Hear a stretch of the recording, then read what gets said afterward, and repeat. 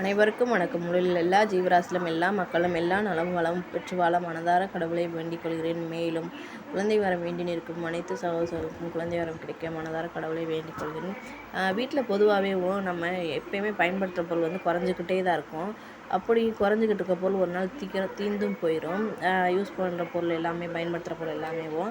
அப்படி நம்ம ஒரு சில பொருட்கள் தீர்றதுக்கு முன்னாடியே வாங்கி வைக்கணும்னு சொல்லுவாங்க. அது என்னென்ன பொருட்கள்னு பார்ப்போம். உப்பு, மஞ்சள், குங்குமம், பருப்பு, இந்த மாதிரி லட்சுமிக்கு உகந்ததாக சொல்லுவாங்க. மேலும் குடும்ப பெண்களோட மன நிறைவு அது குறைவு இல்லாமல் இருக்கணும்.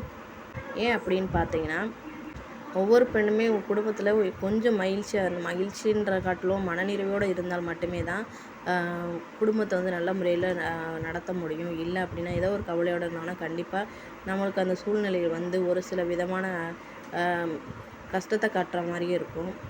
உப்பு சொன்னோம். உப்பு எல்லாரோட கண்டிப்பாக எல்லாரோட உணவில் உப்பு கண்டிப்பாக வேணும். உப்பில்லா பண்டம் குப்பையிலேன்னு சொல்லுவாங்க. அதே மாதிரி உப்பு 5 சுவை, அதாவது அறுசுவைகளில் உப்பு ஒரு சுவை அப்படின்னு முக்கியமாக சேர்த்துருக்காங்க.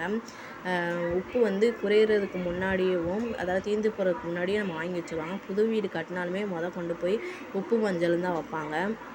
அப்புறம் மஞ்சள் குங்குமம், கண்டிப்பாக எல்லாரோட வீட்டில் மஞ்சள் குங்குமம் இல்லாட்டி அந்த வீட்டில் கெட்டது நடக்கும். அதாவது கெட்ட சூழ்நிலையில் பாசிட்டிவ் வைப்ரேஷன் நம்ம நெகட்டிவ் வைப்ரேஷனே காட்டும் அப்படின்ற மாதிரி சொல்லுவாங்க. கண்டிப்பாக அது தீர்றதுக்கு முன்னாடி வாங்கி வச்சு நல்லது. பொதுவாகவே இது எல்லார் வீட்லேயும் இருக்கிறதா.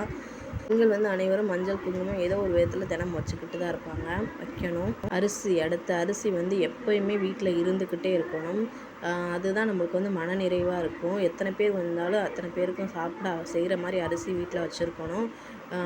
கண்டிப்பாக அரிசி இல்லை அப்படின்னா அரிசி குறையிறதுக்கு முன்னாடியே வாங்கி வச்சிடணும். ஏன்னா அது ஒரு விதமான மன கஷ்டத்தை ஏற்படுத்தும் அப்படின்னு சொல்கிறாங்க. அப்புறம் பெண்களோட மன நிறைவு அப்படின்னு பார்த்தோம். எந்த ஒரு குடும்பத்துலேயும் பெண்கள் சந்தோஷமாக இருக்கிறாங்களோ அந்த வீட்டில் லட்சுமி கடாட்சம் இருக்குன்னு சொல்லுவாங்க. மன நிறைவோடு இருக்கிறது அப்படி இல்லை அப்படின்னா அந்த வீட்டில் ஏதோ ஒரு கஷ்டத்தை அறிவுறுத்திக்கிட்டே இருக்குன்னு சொல்லுவாங்க. கண்டிப்பாக நம்ம சந்தோஷமாக இருந்தால் தான், பெண்கள் அந்த குடும்பத்தில் சந்தோஷமாக இருந்தால் தான் எல்லா வேலைகளையுமே நல்ல முறையில் நடத்த முடியும். சிறந்த குடும்ப பெண் மனையேற்றத்தின் வேறு பெரிய புராணத்தில் சொல்லியிருக்காங்க. ஸோ அதனால் எல்லா பெண்களுமே முடிஞ்ச வரைக்கும் கஷ்டத்தை காமிக்கிற காட்டிலும் நம்ம கஷ்டத்தை சமாளித்து அதன் மூலமாக எந்த ஒரு விதமும் நடக்காமல் நம்ம தான் தேற்றி கொண்டு வரணும் எல்லாத்தையுமே.